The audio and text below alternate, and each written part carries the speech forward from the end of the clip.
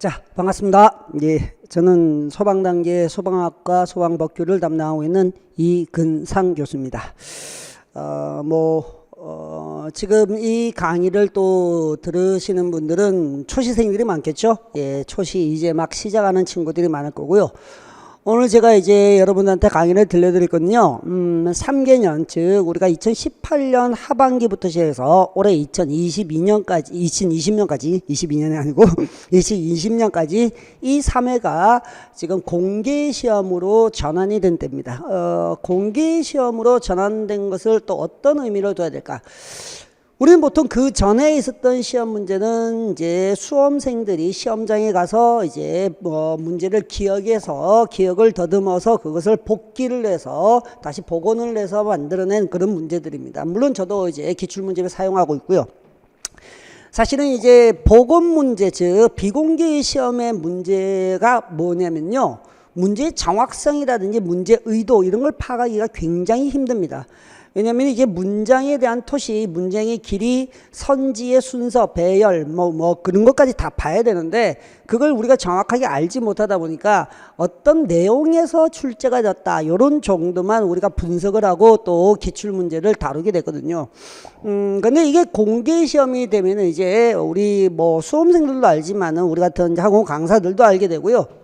그리고 우리뿐만 아니라 다른 시험, 즉 일행직이나 경찰이나 이런 쪽에서 필수 과목을 합해서 전부 다들 이렇게 문제의 수준, 난이도를 같이 보게 됩니다.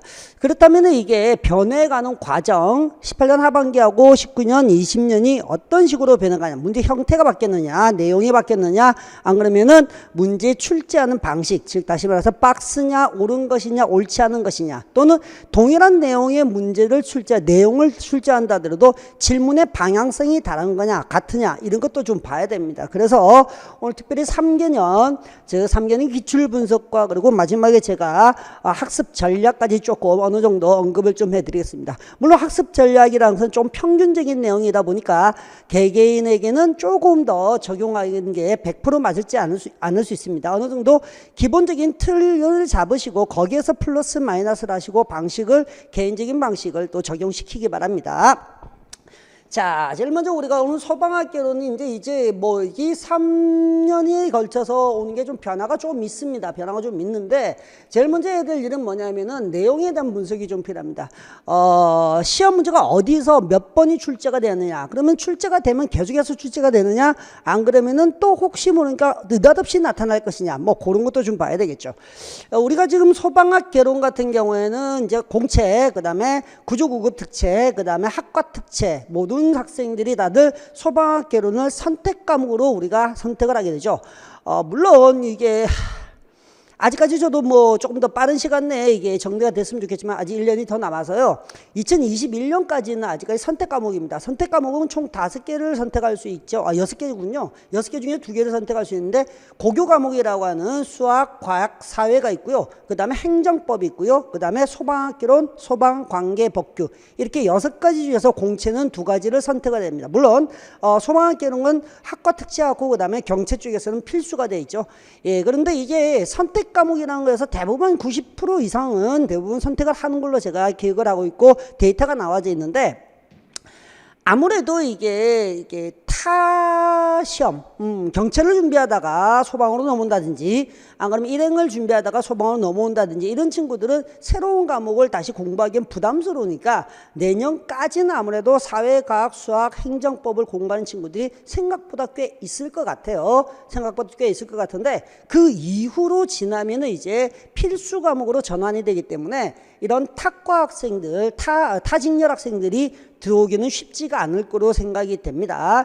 일단 그때는 이제 국어가 빠지고요. 그 다음에 영어하고 그 다음에 한국사, 그 다음에 소방학개론, 소방관계법규, 그리고 행정법 총론, 이렇게 5과목이 필수 과목으로 바뀌기 때문에 그때는 아무래도 조금 더 이제 외부 유입이라는 게 좀 줄 수가 있겠죠. 소방관이 정말 되고 싶어서 승부를 걸어보겠다는 친구들, 그런 친구들이 주가 되겠지.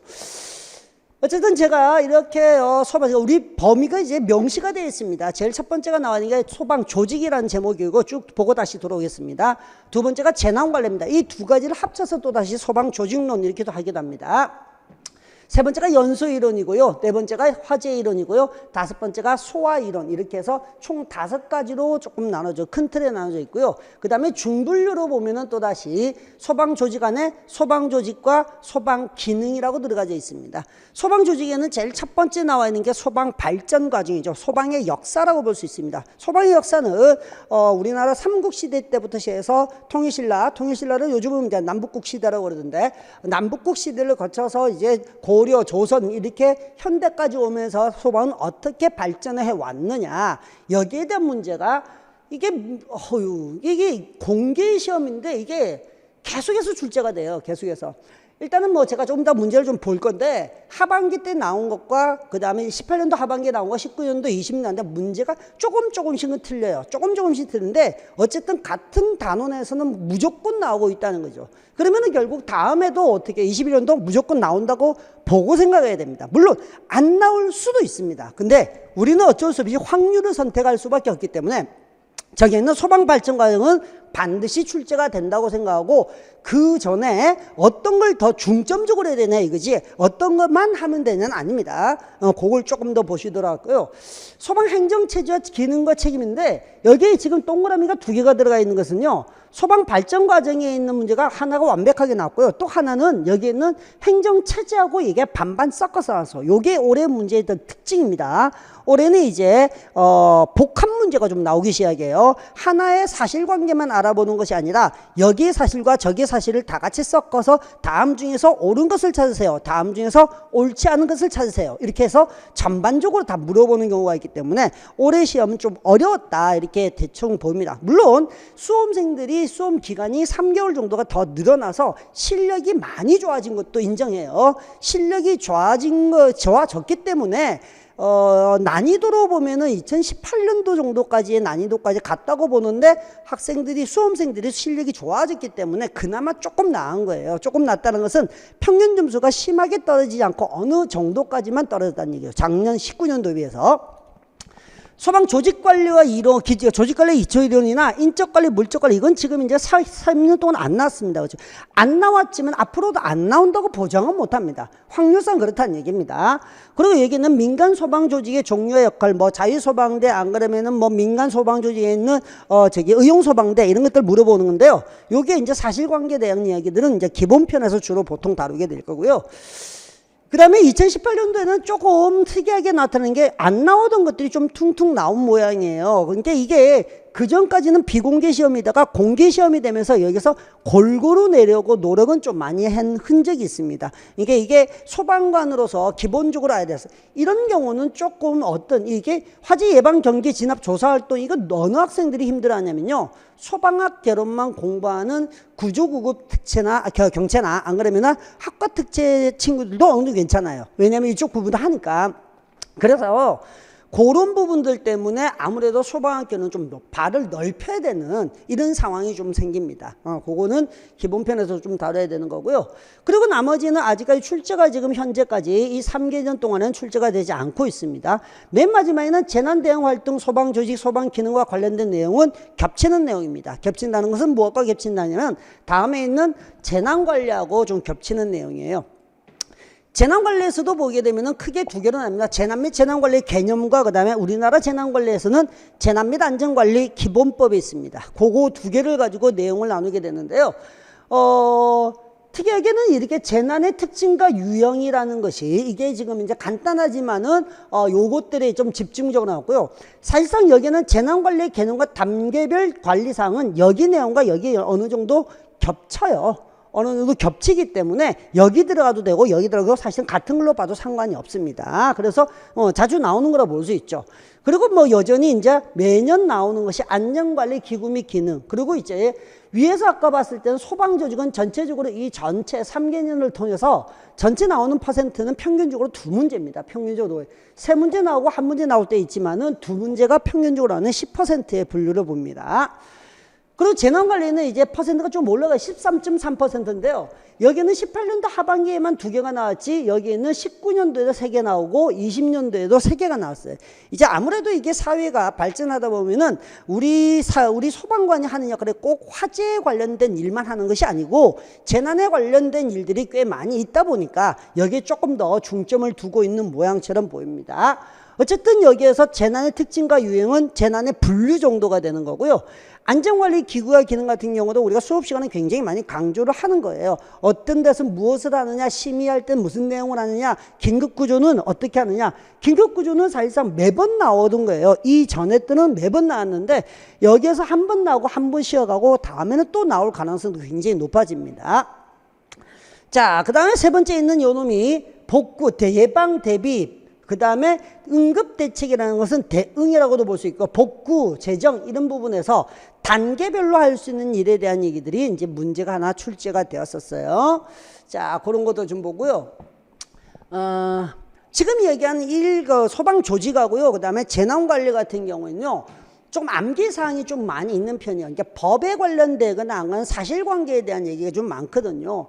그에 비해서 여기 나와 있는 연소이론과 화재이론 그리고 소화이론까지는요 약간 과학적인 약간 이해도가 많이 좀 필요해요. 사실 따지고 보면 앞에 것들은 뭐 이해란 거 필요 없이 그냥 막 외워도 될 수 있어요. 물론 분량이 많아요. 분량이 많기 때문에 그걸 어떻게 압축시키거나 압축시키면서도 모든 내용을 다 할 수 있느냐, 뭐 그게 이제 공부에 포커스가 맞춰져야 될 것 같고요. 그 다음 여기 나와 있는 것은 뭐 말 그대로 진짜로 할 이야기가 너무 많아요. 너무 많아가지고요. 지금처럼 아주 큰 틀에서 이게 퉁퉁퉁퉁 이렇게 되어 있지만요. 사실은 공부를 하다 보면은 이게 과학적인 이론, 즉 과학적이라 하더라도 거의 대부분 화학이에요. 화학. 물리적인 물리나 뭐 생물 이런 건 안 돼. 그런 것들이 좀 많이 있어서 학생들이 굉장히 많이 곤혹스러워합니다. 그런데 출제가 이제 집중적으로 되고 있죠. 제일 첫 번째 있는 연소의 개요 등 여기에서 뭐 다 모여 있어요. 다 모여 있고, 그리고 여기에 있는 첫 번째 나와 있는 게 연소 반응식과 에너지 수치인데 이게 화학 반응식을 가져가는 겁니다. 완전 연소 반응식 가지고 산소가 얼마나 필요하냐, 이론 공기랑 이론 산소랑 화학 반응식을 만들 줄 알아야 돼요. 물론 안 되면 외워야 돼요. 안 되면 외워야 되는데 기본편부터 시작할 때는 우리가 반드시 어떤 형식으로 그걸 꾸밀 줄 아느냐, 그걸 알아가는 게 좋겠고요. 그 다음 두 번째 연소의 조건미 형태인데 이 안에 많은 내용이 들어가 있어요. 굉장히 많은 내용이 들어있기 때문에 연속적으로 계속 나온다고 보는 거죠. 연소하고 발화하고 조금의 차이가 있는데 그런 발화도 자연 발화 쪽으로 초점이 많이 맞춰져 있어서 출제가 많이 되고 있고요. 이 두 가지는요, 연기하고 연소가스는요, 두 개가 그냥 둘 중에 하나는 매년 나와요. 2년 연속으로 연소가스가 나와서 제가 올해는 연기로 가자, 올해는 연기가 날 가능성이 굉장히 높다. 언제나 그건 우리도 추정을 할 수 있잖아요. 그러면 수업 시간에 강조를 먼저 하죠. 이런 강조를 할 때 조금만 더 유심히 오면 이건 틀릴 일이 없어요. 왜냐하면 그걸 벗어나지 않기 때문에.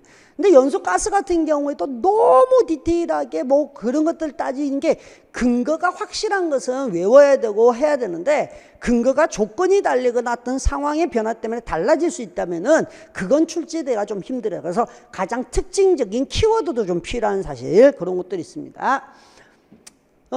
제가 볼 때 이게 화염의 형태, 열방사, 이거 한번 나오면 골 때리는 문제가 나와요. 이건 진짜 우리가 심화 과정에서 해야 될 정도가 되는 거고요. 열 전달 방식이라는 것은 우리가 전도 대류 복사에 대한 얘기가 돼 있는데 그런 부분이 2018년도에 한번 나왔습니다.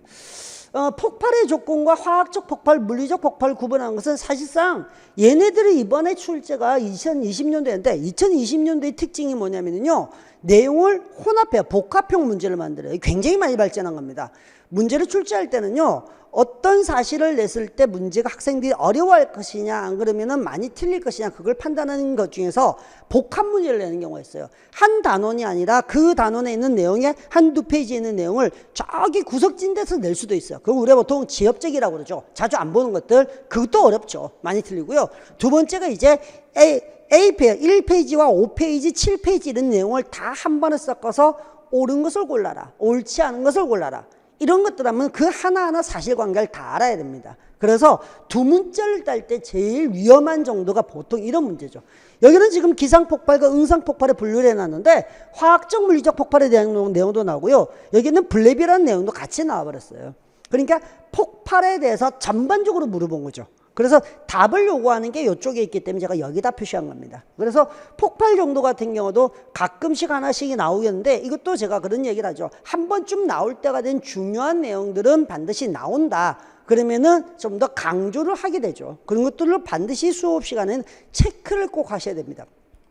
근데 이게 병폐가 있어요. 왜냐하면은 강조를 했으면 학생들은 강조한 걸 더 많이 보라는 뜻이, 그것만 보라는 뜻이 아니란 말이에요. 그러니까 저희는 신이 아니란 말이에요. 저희는 신이 아니고 어느 정도 확률이 더 높은 것을 더 많이 뽑고, 거기에서 여러분들이 좀 더 어려워졌을 때 대비를 해주는 거 있는데, 이 모든 문제, 20문제가 자 봐, 내가 문제 냈는데, 저는 항상 그래요. 시험을 치고 나면은 이런 3개년 기출 분석이 아니라 매 시험에 기출 분석을 해드려요. 그리고 제가 모의고사든 안 그러면 교재든 나왔던 문제와 유사한 문제가 있든지 이런 것들에 대한 것을 근거를 남기거든요. 근데 이게 항상 이 20문제가 다들 나오지는 않더라고요. 저도 이제 그 고민, 20문제가 다 나와야 되는 게 제가 바라는 가장 이상적인 건데, 수험생들도 마찬가지죠. 문제를 우리가 풀다 보면 뭐 몇십 문제, 몇백 문제 이렇게 안 풀어요. 과정이 지나가면 결국은 1000문제, 2000문제가 넘어가 버려요. 넘어가 버리는데 중복되는 문제가 있기도 하고, 그 다음에 중복되지 않은 문제도 있거든요.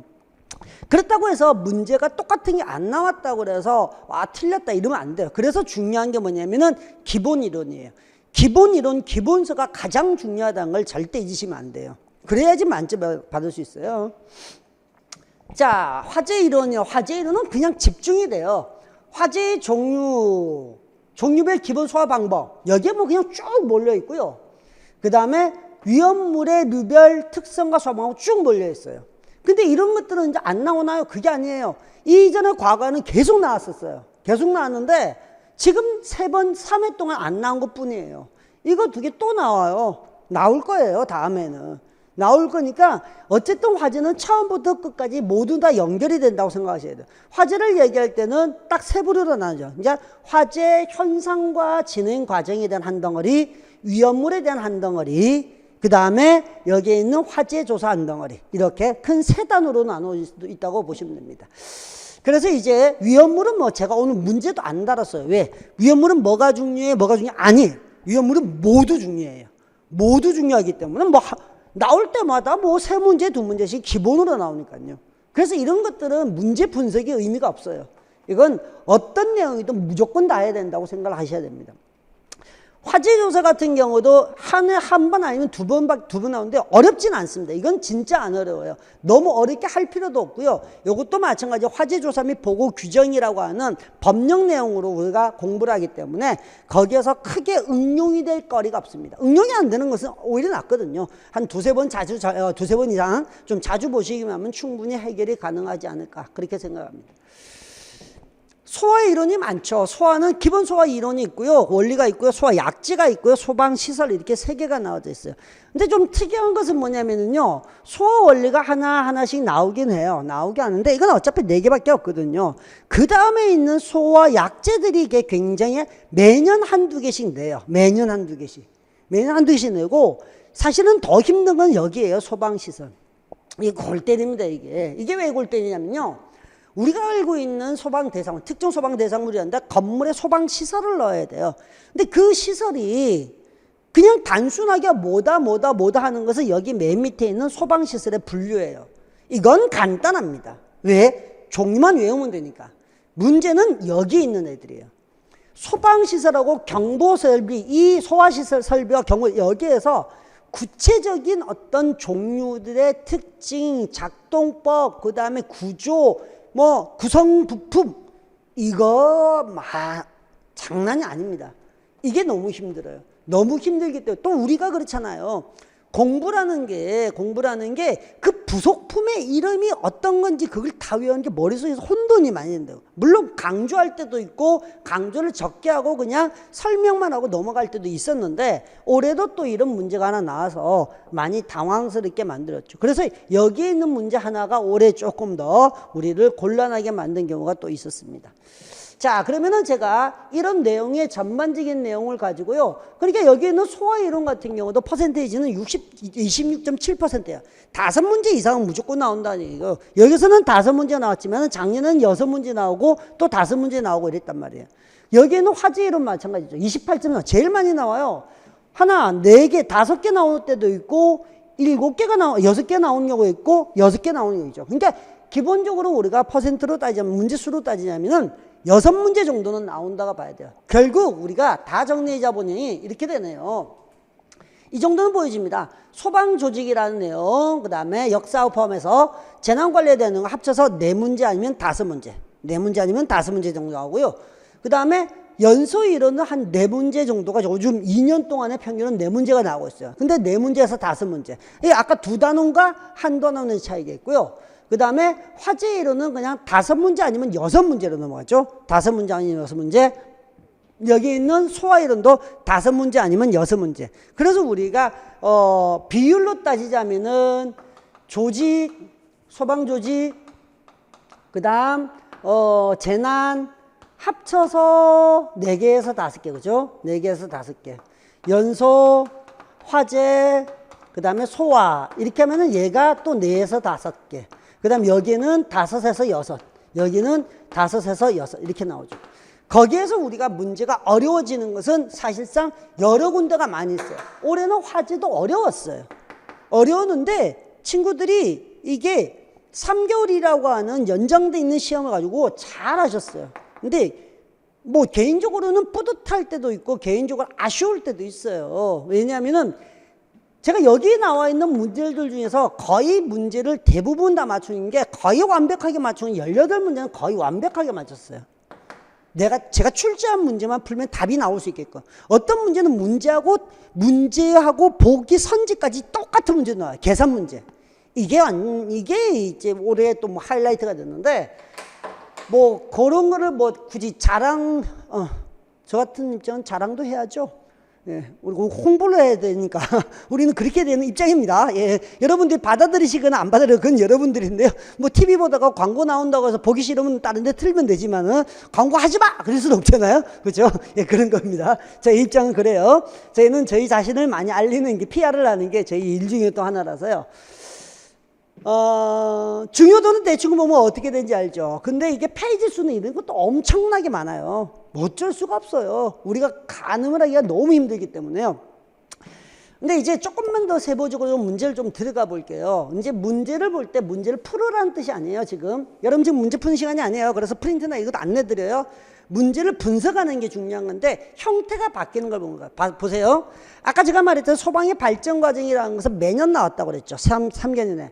제일 먼저 우리나라 소방 발전 과정에서 최초의 소방관서 조선시대고요. 일제강점기에 최초의 소방서 있고요. 갑오개혁이라고 했으니까 해방 이전이죠.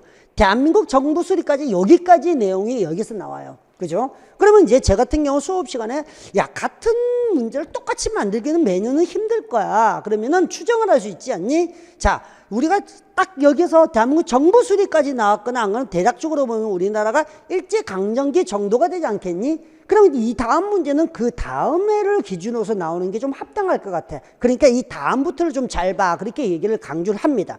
그러면 이제 19년 이후, 그 다음에는 해방 이후의 소방조직의 변천 과정. 이렇게 나오는 거죠.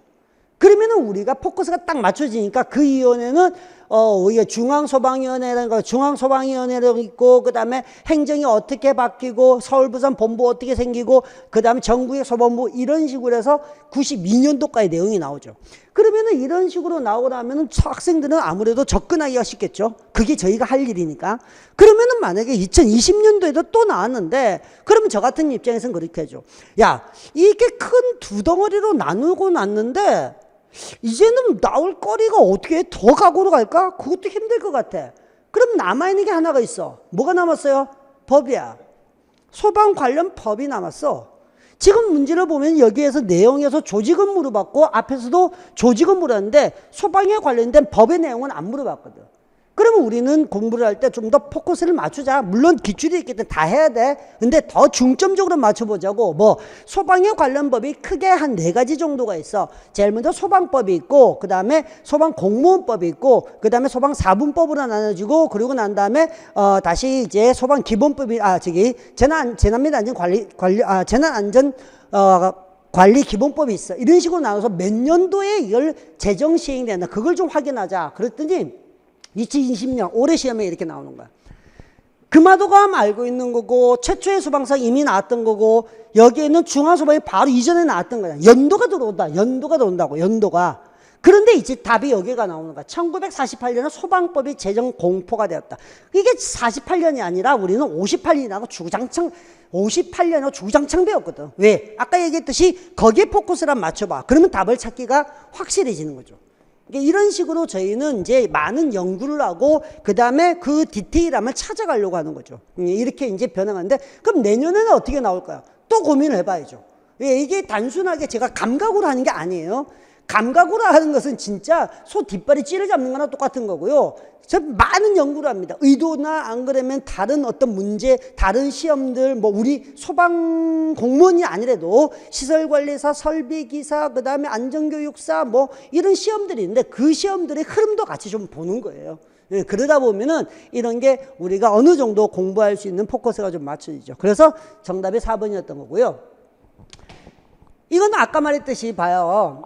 그냥 걸쳐졌어요. 미군정 시대는 앞에 있었던 18년도 하반기에 나왔고 조금 전에도 나온 거고요. 소방본부 설치한 거 앞에서도 있었잖아요. 이게 지금 소방 역사 발전 과정에 있는 내용이고요. 그 다음에 이런 것들은요. 기본적인 내용들밖에 없어요. 기본적인 내용들. 그러니까 이런 식으로 행정이라 하지만은 발전 과정과 행정이가 섞여버렸죠. 조금씩 발전하죠. 이 내용과 이 내용을 섞어서 한 방에 여러 개의 문제를 물어봐요. 이게 18년도는 요거 하나만 달랑 물어본 경우도 있었거든요. 다음 중에서 중징계가 아닌 것은, 다음 중에서 징계가 아닌 것은, 이런 식으로. 그건 굉장히 단순한 문제고, 지금처럼 이렇게 옳은 것을 찾아라, 옳지 않은 것을 찾아라, 이런 것들이 문제가 어렵다는 겁니다. 그래서 많이 발전했어요. 자, 재난에서 아까 2개가 나왔습니다. 분류가 나왔는데 뜬금없이 2018년도 하반기에요. 존슨의 재난 분류가 나왔어요. 근데 누구라도 찾을 수 있을 것 같은데 저는 이걸 수업 시간에 어떻게 강조하냐면 다 외우려 가지 말고 기상학적이라는 것이 어떤 거냐고 알고 있으면 찾을 수 있을 거야. 왜? 기상학계는 하늘에 문제가 생겨서 재해가 되는 거야. 번개 하늘에 치는 거잖아요. 폭풍, 바람이 너무 강하게 부는 거잖아요. 쓰나미하고 토네이도 2개를 찾아야 돼요. 그러면은 쓰나미하고 토네이도, 쓰나미가 뭐예요? 지진 해일이에요. 지진 해일. 그럼 지진이 일어나서 해일이 일어난 거기 때문에 하늘에 문제가 생긴 게 아니에요. 땅에 문제가 생겨요. 이런 것들을 지질학적 재해라고 그래요. 토네이도는 뭐예요? 회오리 바람이라고 우리나라 어릴 때 말하던 거 있죠. 그런 것들이 다 하늘에 문제가 생긴 거예요. 바람에 문제가 생겨요. 그래서 정답을 3번을 쓰는 거예요. 이런 것도. 이런 거는 따로 외우는 것도 아니에요. 어떤 것들이 무엇으로 분류됐는가 그런 정도 아시면 되고요. 20년도 같은 경우는 이런 경우는 충분히 이제 문제가 나올 거였어요. 그러니까 이게 재난의 분류가 세부적으로 하면 많아요. 많은데 거기까지 물어볼 정도는 아니다. 아직 그 정도까지가 아니는 않는데 문제는 얘네들이 자연재난이나 사회재난이나 근데 문제가 아주 더 길어졌죠. 이런 것들은 재난 및 안전관리 기본법에서 그대로 들고 와서 제시를 한 거예요. 오류가 생기지 않도록. 오류가 생기지 않고. 그래서 이런 것들은 세부적으로 안에 거는 장난 못 쳐요. 그러니까 간염병 확산이냐, 황사냐, 환경오염 사고냐, 미세먼지냐 이것들이 사회재난이냐, 자연재난이냐 이거 구분하는 문제가 되죠. 자, 이게 아까 말했던 재난 및 안전관리 기본법인데요. 이거는 지금 내용을 볼 게 아니라요. 변화가 된 걸 볼게요. 크게 안 벗어나요. 답 찾기가 조금 더 어려워지는 거죠. 18년도 하반기에서는요. 대통령 경우 정하는 쭉쭉쭉 내가 누구 어디에서 무엇을 이것만 찾는 거예요. 어떤 사람이 재난이 발생했을 때 대책본부장에게 타당 예정에 누구의 심의를 거쳐서 맨 마지막에 특별재난지구 선포하고 대통령에 건의할 수 있는 사람이 누구냐 이거거든요. 그러면은 대상과 그러니까 건의할 수 있는 사람과 그 다음에 그걸 회의하는 장소가 어디냐. 그래서 딱 2개가 없어. 중앙재난안전대책본부장이냐, 그 다음에 저기에는 안전관리위원회냐, 또는 수습본부냐, 뭐 조정위원회냐, 이렇게 되는 거거든요. 그래서 기본적인 게 우리나라에서는 심의기구가 두 가지가 있어요. 두 가지가 중앙대책본부, 중앙위원회, 중앙안전관리위원회, 그 다음에 그 산하에 있는 정책조정위원회, 이렇게 두 가지가 있는데, 이런 사항들은 전부 다 중앙위원회라고 하는 중앙안전관리위원회가 한다는, 그러니까 이거는 사실관계만 딱딱 알면 할 수 있거든요. 근데 이게 19년도에 넘어오면은 다시 문제 형태가 바뀌어요. 내용은 똑같아요. 조금 더 가죠. 중앙안전관리위원회와 안전정책조직, 이 두 개밖에 없다고 그랬어요. 옳지 않은 것은 어디 소속이냐, 국무총리 소속이냐, 위원장이 누구냐, 그 다음에 거기에서는 뭐까지 하냐. 조금 전에 나왔듯이 특별재난지역에 관한 3포, 이거 어디 있었어요? 중앙위원회 썼잖아. 근데 안전정책조정위원회가 이게 틀렸다는 얘기예요. 이게 기출이라는 것들을 벗어나는 경우도 있지만은 기본적으로 시험을 한 7, 80% 정도는 기출 안에서 다 나와요. 그러니까 문제가 똑같지만 않을 뿐이죠. 자, 그래서 조정위원회하고 안전관리위원회 두 가지를 물어보죠. 20년대 또 나옵니다. 또 나오는데 마찬가지로 보면은 중앙안전관리위원회 내용이냐, 대책본부 내용이냐, 뭐 지원기관이냐, 대책본부. 이런 기관과 기구, 이 사람들의 짱은 누구냐, 누가 담당하냐, 이런 걸 물어보는 거예요. 그래서 여기서는 답이 3번인데, 얘네들은 뭐 정의에 나와 있어요. 긴급구조 지원기관이나 안 그러면 긴급구조기관이냐, 이렇게 나눠져 있는 정도가 되는 거예요. 문제가 이제 연소 쪽으로 넘어가는데요. 자연발화가 되기 쉬운 가연물의 조건들이라는데, 이거는 굉장히 우리가 심플합니다. 자연발화라고 뒤에는 가연물의 조건을 배우거든요. 가연물의 조건에서 우리가 어떻게 하면은 좋은 가연물 되냐, 위험해지느냐, 뭐 이런 쪽으로 배우게 되는데, 불에 잘 타는 걸 찾는 거예요. 발열량이 클 때, 표면적이 클 때, 열 전도율이 적을 때, 주위 온도가 높을 때, 이런 식으로 찾거든요. 그러니까 이거는 아주 단순하게 한 6가지 정도의 특징을 가지고 외울 수 있는 아주 단순한 문제죠. 이거는. 이런 건 안 틀려요, 친구들이. 왜? 아주 과거에 나왔던 기출문제도 이런 형태가 많았거든요. 근데 이게 발전을 하면은 이런 식으로 간단 말이에요. 연소는 연소인데 박스 형태로 가는 거예요. 모두 골라라. 산소 농도가 증가하면 발생되는 현상.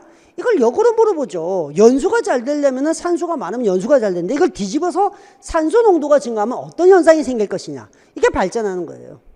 그러면 여기에서 우리가 하나라도 잘못 찾으면 틀릴 수가 있잖아요. 그렇죠? 물론 그나마 선지를 조금 더 편하게 줬기 때문에 답을 찾기는 어렵지 않게 나오지만은 이렇게 발전해 가고 있다는 겁니다.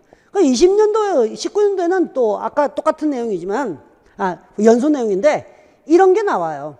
20도씨 1기압의 프로판 1세제곱미터를 완전 연소시키는데 필요한 20도씨 1기압의 산소의 부피는 얼마인가. 이런 것들은 연소 반응식을 쓸 줄 알든지 안 그러면은 이미 외우고 있든지 둘 중에 하나예요. 외운 사람은 와 내가 외운 게 나와서 푹 찍으면 돼요. 근데 우리가 시험을 준비하는 결과론이거든요. 내가 알고 있는 프로판이 아닌 딴 게 나온 다면이라는 가정을 하고 공부를 해야죠. 그래서 어쨌든 간에 이런 연소 반응식을 어떻게 만드느냐부터 알아두고, 그리고 자주 나오는 것들은 외우자. 이게 순서예요. 알겠죠? 공부의 순서가 그렇다는 거예요. 처음부터 외워두고 그걸 계속해서 써먹다 보면은 나중에 다른 게 나오면 그냥 또 날아가 버린다고요. 보통 못해도 우리가 7, 8개월 아니면 10개월 정도 이상은 공부를 할 텐데 너무 허무하잖아요. 그래서 방법을 알고 그리고 필요한 거 외우자. 그렇게 생각을 하고 있습니다. 20년도에 가니까 계산 문제가 이게, 아까 이것도 우리가 보통은 계산 문제에 포함을 시키거든요. 20년도에는 계산 문제가 이게 나와요. 물론 수업 시간에는 강조를 많이 하고 제가 모의고사 문제 거의 숫자만 다르게 하고 내긴 내요. 근데 우리 시험이라는 게 그렇습니다. 이 곱하기 나누기 계산하는 게 순간적으로 실수를 해요. 순간적으로. 근데 이것도 한두 개만 해가 될 게 아니라 4개를 다 계산해야 되는 이런 문제가, 개인적으로는 별로 문제가 좋진 않아요. 위험도라는 건 좋았어요. 좋았는데 숫자가 좀 더 깔끔해져야 돼요. 그래서 이게 메탄, 프로판, 부탄을 써주는 게 ABCD로 적어 좀 좋았을 거예요. 이거 친구들이 풀다가 다 푸는데 시간이 어떻게든 시간은 필요하니까 그것 때문에 당황한 친구도 많았었습니다. 근데 어쩔 수 없어요. 그래서 이런 것들도 마찬가지로 대표적인 것을 외운 게 너무 외웁니다.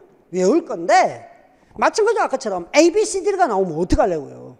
그런 것도 우리는 대비를 해야 된다는 얘기죠. 예, 그런 쪽으로 얘기를 할 수 있겠고요. 이게 계산 문제가 2018년도에도 세 문제, 두 문제가 나오고 여기도 올해도 두 문제가 나오는데 그 계산들이 다 쉬운 계산이 아니에요. 그러면은 어떤 문제가 생기냐? 보통은 우리가 소방학교는 시험을 치면요 10분 안에 끝내야 돼요. 그래서 영어 시험도 치고 그 다음에 한국사나 안 그러면 국어나 안 그러면 다른 과목의 시험에 시간 투자를 할 수 있거든요. 여기서 15분 넘어가면 엄청 당황합니다. 근데 이런 계산 문제가 나오면은 시간을 드릴 수밖에 없는 거예요. 어쩔 수 없는 절대적 물리적인 시간이. 그게 조금 제가 볼 때는 아쉬운 면도 없지 않아 있지 않을까 그렇습니다. 자, 지금 이제 또 다른 연소에 대한 내용인데요. 발전한 걸 좀 볼게요. 18년도 하반기에 연소 생성가스의 특징을 합니다. 이런 특징은 별거 없어요. 키워드 하나 딱 잡고 가는 거예요. 질소 함유물, 냉동창고, 그래서 암모니아 탁 갑니다. 이거는 5초, 3초 문제예요. 이게 이제 2018년도 하반기 문제예요. 2019년도 연소가스도 간단해. 청산가스, 시아나수소 끝. 이런 거예요, 이거는. 이건 다른 거는 뭘 장난칠 만한 게 없단 말이에요. 특징을 주는, 그냥 점수를 주는 문제이기 때문에. 최대한 이런 데서 시간을 아껴야 돼요. 근데 연소가스가 나오고 이틀, 2년 연속 간단하게 나왔는데, 그 다음에 뭐가 나오냐면, 그 다음에는 뭐로 넘어갔냐면은, 말했듯이, 연기로 넘어가는 거죠. 낼만한 게 너무 뻔하니까. 그렇게 생각할 수 있고요. 그 이후로는 이제 화재에 관련된 내용이에요. 화재 관련된. 18년도 하반기 간단하죠. 이걸 써서 끌 수 있는 게 제일 좋은 게 뭐냐? 뭐 그런 사실관계니까. 이런 것들은 쉽게 넘어갈 수 있는데. 뒤로 넘어갈 때, 보기만 해도 기분이 좀 나빠지죠? 왜? 화재에 관련된 내용인데 무슨 설명이 너무 많아. 그럼 한 가지 사실만 기억해라는 뜻이 아니잖아요. 거기 일어나는 현상에 대한 것을 다 알아라는 얘기예요. 연료지배형과 환기지배형이에요. 그래서 이건 키워드로 외우면 틀려요. 틀릴 가능성이 높아요. 그러니까 키워드보다는 상황에 대한 이해가 꼭 필요하다는 얘기죠. 이런 것들. 2020년도 마찬가지로 화재에 대한 얘기요. 뭐 내용이 많아요. 산소 분화의 발생이다 초기에 있을 때 훈소도 물어보고요. 목조 건축물이 다른다고 착각, 다른 발염 착각, 무염 착각 이런 용어도 물어보고요. A, B, C, D 화재 분류도 물어보고요. 전소라는 화재의 분류 방식도 많아요. 이게 화재의 분류 방식이 몇 가지가 있거든요. 화재가 분류할 때 목조 건축물이나 내화 건축물이나 이것도 분류하고요. A, B, C, D로 분류하기도 하고요. 그 다음에 전소, 반소, 그 다음에 부분소 이렇게도 분류하기도 하고요. 분류 전체를 물어보는 거예요. 박스 문제죠. 고른데 선지가 막 난리도 아니에요. 기역, 니은, 디귿, 리을, 기역, 니은, 디귿, 디귿, 리을. 나중에 기역, 니은, 디귿, 리을 이렇게 나옵니다. 이런 게 우리한테 조금 더 당황하지. 하나하나가 다 맞는지 틀린지 확인하지 않으면 안 되는 상황. 이게 앞으로 더 늘어나요. 18년도 하반기, 19년도, 20년 넘어서 그 수가 자꾸 늘어나고 있기 때문에. 자, 19년도에는 또다시 어제 화재에서 화재 하중이라는 화재 강도라는 게 나와요. 화재 강도의 용어는 크게 세 가지가 있습니다. 나와 있는지 하중, 강도, 가학도 이 세 가지인데 훈수는 화재 현상이고요.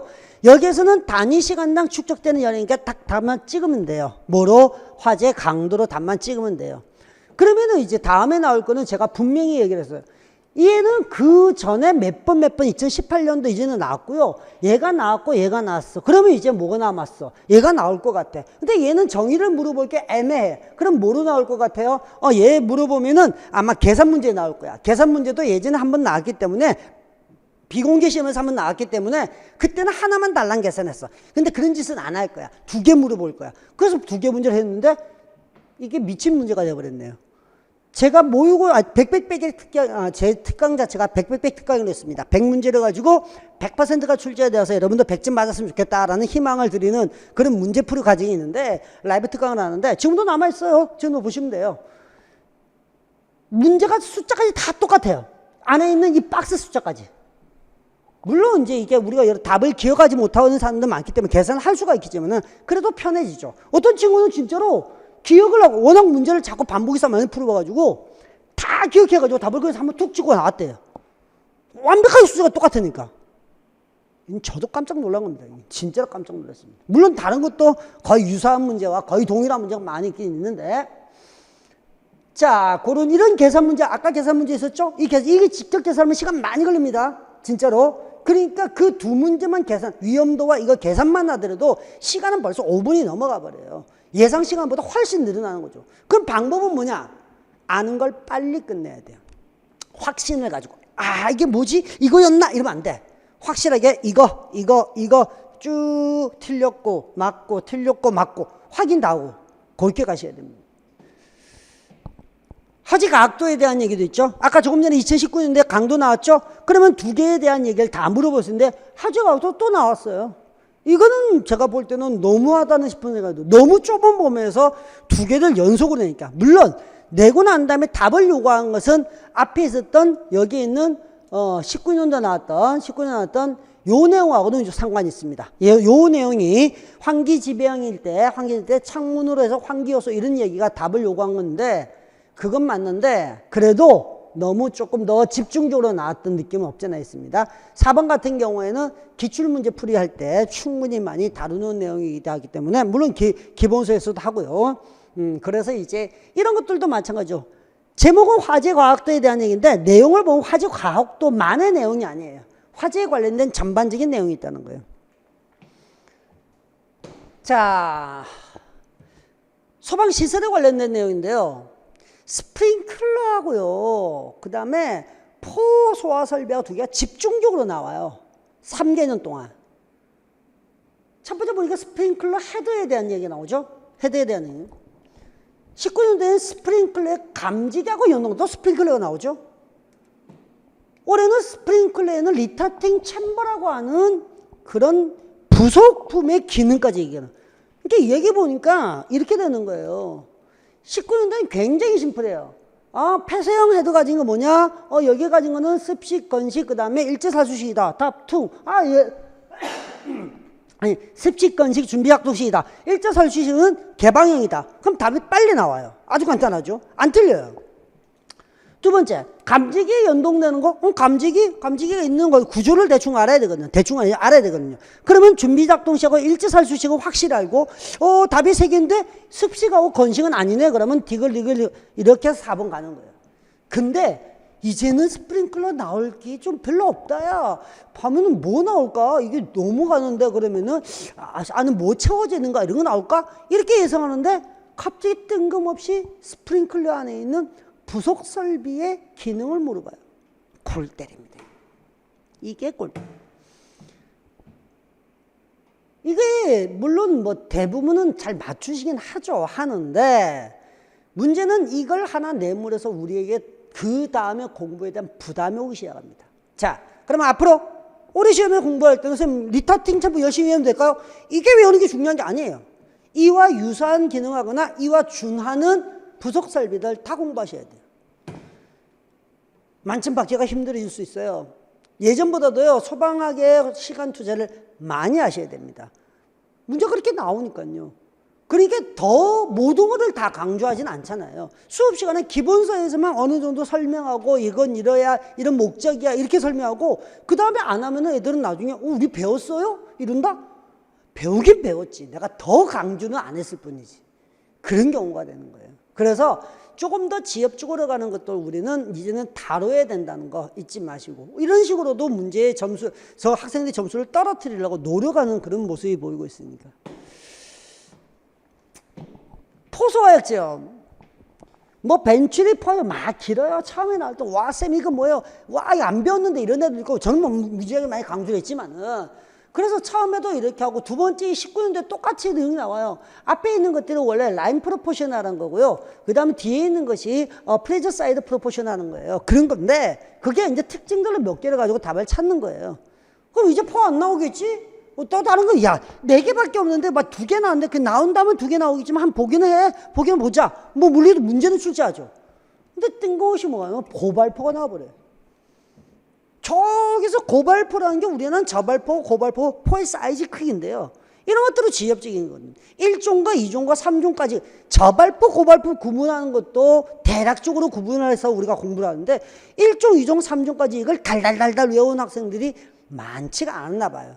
그러니까 이걸 우리가 거기까지도 공부는 하는데, 거기에다가 문제도 원래 제2종이 250에서 500배 이하예요. 그 사이에 포함되는 정도로 된 거예요. 그럼 이걸 다음에 낸다 치더라도 퉁퉁 거서 걸쳐지니 안 걸쳐지니 이런 것까지 봐야 돼요. 그래서 아주 올해부터는 디테일해져야 된다는 거예요. 물론 이런 내용들이요, 제가 작년에 기본서에 굉장히 얇았거든요. 올해는 이제 제가 풀 체인지를 해서 이제 좀 달라졌지만은, 더 이제 내용이 충실해졌지만은, 그렇다고 해서 작년 교재 하나라도 빠진 게 없어요. 다 있어요. 있을 건 다 있어요. 그런 게 있어서 근데 학생들은 힘들어하죠. 이런 것들은. 자, 소방시설의 분류 가장 대표적으로요. 2019년도에 간단해 하나씩 물어봐요. 경보 뭐냐? 소화 뭐냐? 뭐냐 뭐냐? 맞냐 뭐냐? 딱 답을 찾으면 되거든요. 간단하죠. 근데 20년도에 넘으면 어떻게 해요? 하나에다가 3개씩, 하나에다가 4개씩, 3개, 4개씩. 그럼 그 중에서 하나라도 틀린 걸 찾아야 되는 거야. 연결되는 거, 오, 다행이다. 얘는 맞네. 정답. 얘는 맞고, 아, 얘가 아니네. 이걸 다 찾아야 돼요.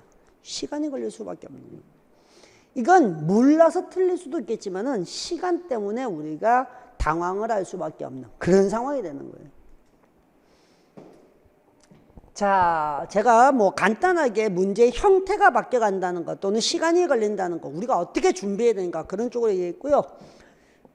지금에서 이제 여러분들 앞으로 공부하실 때 제 강의와 같이 좀 따라오신다고 가정하시는 거 보고 제가 저기까지 커리큘럼을 좀 얘기해 드리려는데요. 스텝 1, 2, 3부터 5까지 되어 있습니다. 제로부터 있으니까. 제로는 생기초반입니다. 생기초반은 보통 지금 이미 촬영이 올라가져 있고요. 생기초는 아주 짧은 시간에 16시간으로 소방학교를 한 번을 쫙 다 봅니다.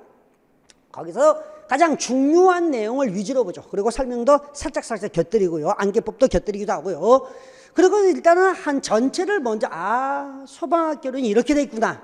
이걸 판단하고 야 저건 굉장히 중요한가 보다. 이걸 판단하는 정도. 그리고 이제 지금 현재 촬영이 진행되고 있는 스텝 1에 있는 기초 기본 이론반. 기초 기본 이론반에는 본 교재를 이용해서 수업을 하고 있는데요. 얘는 보통 이제 평균적으로 60강 정도 플러스 마이너스 될 거예요. 뭐 강의가 줄어들 수도 있고 늘 수도 있습니다. 근데 가장 중요한 과정이에요. 보통은 이게 이 기초 기본 이론만 잘 하셔도요 90점은 나옵니다. 근데 이제 시험이라는 게 장담을 할 수 없는 상황이 돼 버렸어요. 수험생들의 실력이 많이 올라갔고요. 이 코로나 때문에 3개월 미뤄지면서요. 그러면서 합격선이 너무 많이 올라갔어요. 필수 점수가 90점이 안 되거나 95점이 안 되면 떨어지는 상황이 생기니까 소방학 개론에서 여러분이 점수를 한 점이라도 더 따셔야 돼요. 예전에는 뭐 그렇게 선택 과목보다는 필수 더 많이 해. 물론 지금도 그렇게 하는데 선택도 잘 하셔야 되는 상황이 오버린 거죠.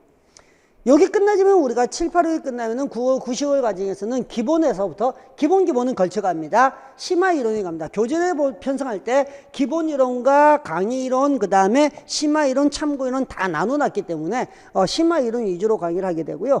그 다음에 그게 끝나면 11월, 12월에 이제 기출하고 그 다음에 기출 변형. 과거의 기출 문제들 있죠. 비공개 시험 문제들.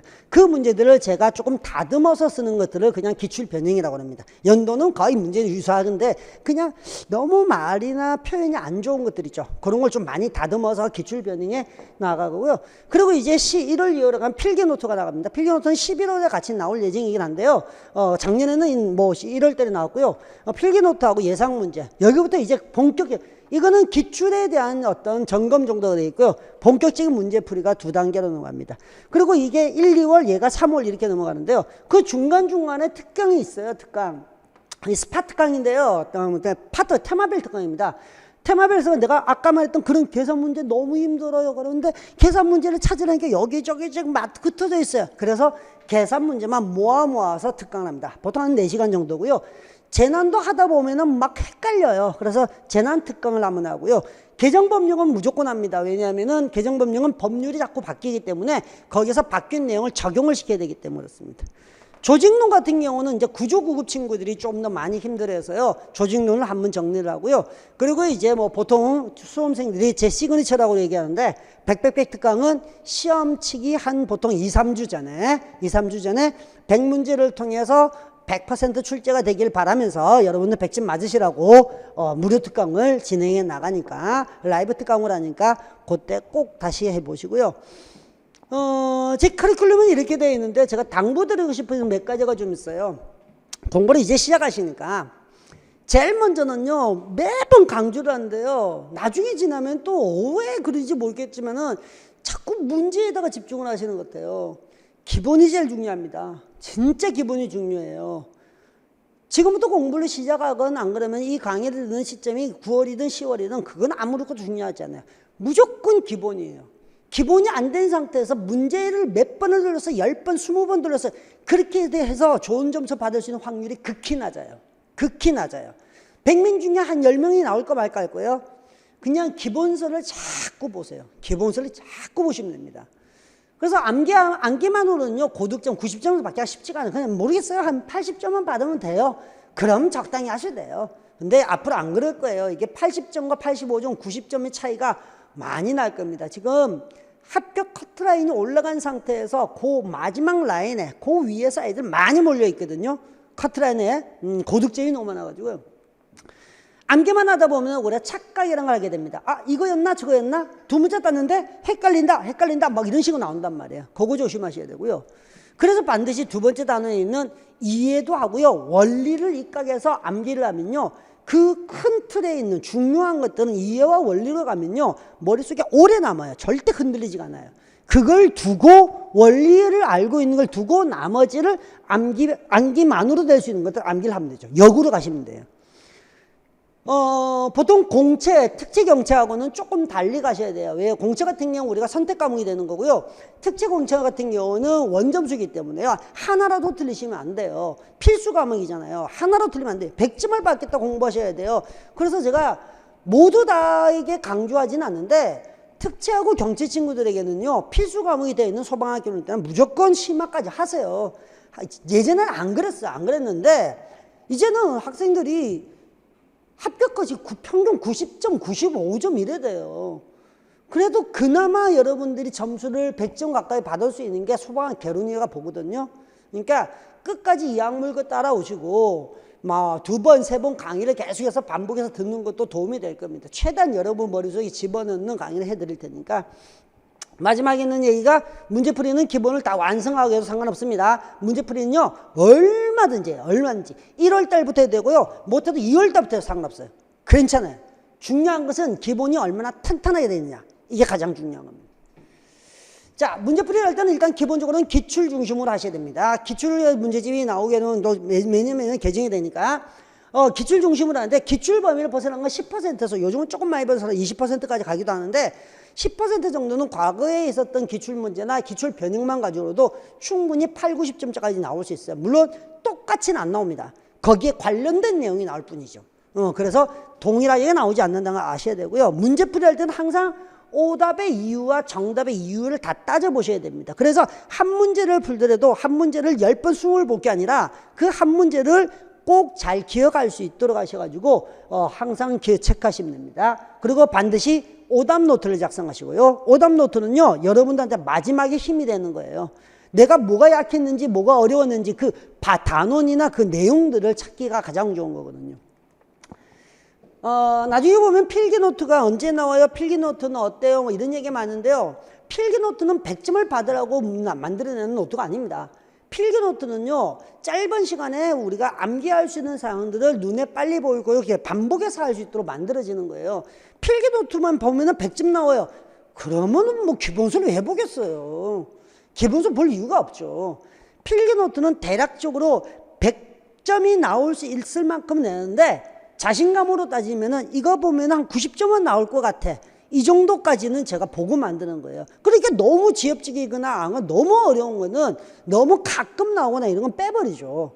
그러니까 언제나 필기노트가 나온다 하더라도, 그걸 사서 보신다 하더라도, 보신다면 기본서하고 병행을 하세요. 기본서와 병행하셔야 됩니다. 필기노트 내용을 기본서에서 보고 앞뒤에 있는 거 다른 내용도 좀 보고 이렇게 보셔야 됩니다. 그래서 필기노트에다가 플러스 알파로 여러분들이 기입하셔도 상관없고요. 필기노트는 반복학습 방식 목적으로 만들기 때문에 키워드 중심으로 만들어져 있습니다. 근데 그 키워드가 없으면은 틀릴 수 있으니까 반드시 기본서를 보시라는 얘기입니다. 회독수에 너무 매달립니다. 회독수 몇 번 했어요? 몇 번 했어요? 안 중요해요. 한 번 하더라도 내가 알겠다 모르겠다를 판단할 수 있는 것이 일회독이에요. 책을 많이 넘겼다고 해서 그 내용을 잘 기억하는 게 아니에요. 무한 반복 좋죠. 근데 이왕 할 때는 횟수에 집중하지 마시고 내가 안다 모른다를 판단할 수 있는 일회독이 나아요. 그래야지 이건 해도 모르겠어라고 빼내고, 이건 한 번 하니까 알겠어, 이건 두 번 하니까 더 많이 알겠어, 이걸 확인하는 게 더 중요하죠. 그래서 제가 지금 여러분들한테는 소방학 결혼에서는 대부분 얘기할 걸 다 했고요. 어쩔 수 없이 공채 친구들에게는요, 필수 과목을 잘 하셔야 됩니다. 필수 과목을. 필수 과목을 잘하려면 필수 과목은 절대적인 시간이 많이 필요하잖아요. 그래서 소방학개론의 시간을 조금만 적게 투자하더라도 필수를 더 잘하시길 바라는 마음이 커요. 하지만 경제는 다르죠. 경제도 다릅니다. 경제는 특채 같은 경우는 무조건 많이 하셔야 됩니다. 많이 하세요. 그리고 미리 점수 계산하지 마세요. 몇 점 받으면 합격하고 몇 점 불합격 하지 마세요. 무조건 만점이에요. 무조건. 그렇게 가야지만이 만점에 가까운 점수를 받을 수 있는 거예요. 완벽하게 하셔야 됩니다. 시험이 달라졌어요. 우리 나중에 경찰보다 더 심해질 수 있어요. 벌써 올해부터 그런 현상 나타나니까. 그래서 결국 공채는 필수 과목의 점수가 90점 이하 나오면 이제 떨어지는구나 이렇게 생각하셔야 돼요. 거기에서 90점이나 85점 받았는데 소방학을 좀 더 잘 치니까 어이구 다행이다 합격했다 이렇게 될 수 있는 게 이런 상황이 되는 거예요 지금. 자, 제가 말씀드린 건 지금 여러분들 현재 상황에서는 필기컷이 나오고 필합이 나오고 그 다음에 뭐 필컷이 나오고 뭐 이렇게 나오고 하는데 사실은 필기 합격했다고 해서 다 합격한 건 아니죠. 체력이 있고요. 면접이 있습니다. 근데 문제는요. 지금처럼 이렇게 7월 중순쯤 되어서 필기 합격이 나오고 7월 말 뭐 8월까지도 넘어가고 최종 발표 나오면 9월 10월 되고 중요한 건요. 거기서 붙어버리면 되는데요. 거기에서 절반에서 또는 절반 조금 안 되게는 또 떨어져요. 왜? 1.5배수는 2배수를 뽑으니까요. 그분들도 어떻게 할 거예요? 마음이 아파요. 그러니까 지금 여러분들 시작하시는 입장에서는요. 아까 왜 제가 90점 이상 100점이라고 했냐면은 무조건 최종 합격 컷을 만드세요. 필기 자체에서 먼저 만들어 두셔야지 그 다음이 여러분들 그러니까 목표를 그렇게 하시. 작년에 필컷이 얼마고 얼마고 이거 계산하시면 안 돼요. 작년에 최합 컷이 얼마인지를 보시고 충분히 막 이야기 많이 떠도니까 그때 이제 거기까지 가야지만 내가 된다. 뭐 나중에 체력에서 엎어보지 뭐 이런 거 하지. 기본적으로 공부하실 때는 최종 합격 컷을 가지고 공부를 하셔야 됩니다. 알겠습니까? 자, 그래서 모의고사도 나중에 많이 보실 텐데요.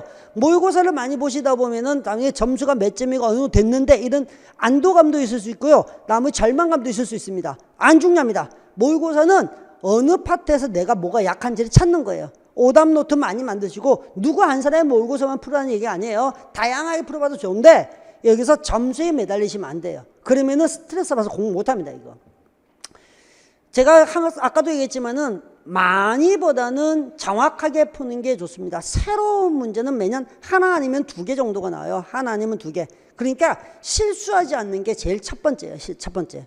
그것만 여러분들이 좀 지켜주시면은 아마 소방학개론에서 못해도 90점은 나오지 않을까 저는 봅니다. 근데 결국은 처음에 잘 나왔다가 나중에 안 나와. 이건요 리듬이 끊겨서 그래요. 무조건 꾸준히 하셔야 돼요. 꾸준히. 매일 몇 시간씩 한다. 이것도 중요하긴 한데 그것보다는 꾸준히 매일 하느냐 이틀에 한 번씩 하느냐 그 계획에 흔들리지 말고만 가시면 좋겠습니다. 이제 시작하시는 분들을 위해서 제가 여러 가지 뭐 말이 좀 많았습니다. 문제 분석도 너무 많이 하고 그래서 많았는데 어쨌든 제가 여러분들 바라는 건 뭐냐면요.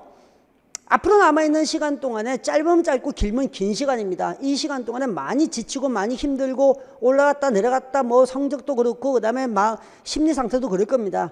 근데 이거 진짜 쉬운 싸움이 아니에요. 이제 재작년 같은 거 작년까지만 해도 괜찮아 할만해 이렇게 됐는데 지금은요 뭐 어느 직렬에 비교한다고 해서 쉬운 시험이 아닙니다.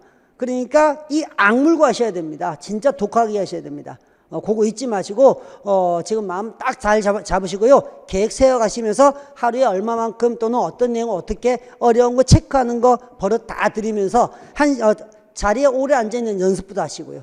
그렇게 나가시면은 앞으로 제가 또 수업 중간중간에 여러분들 도움이 될 만한 얘기들은 계속 해드리겠습니다. 오늘 분석 강의는 여기까지 하겠습니다. 수고했습니다.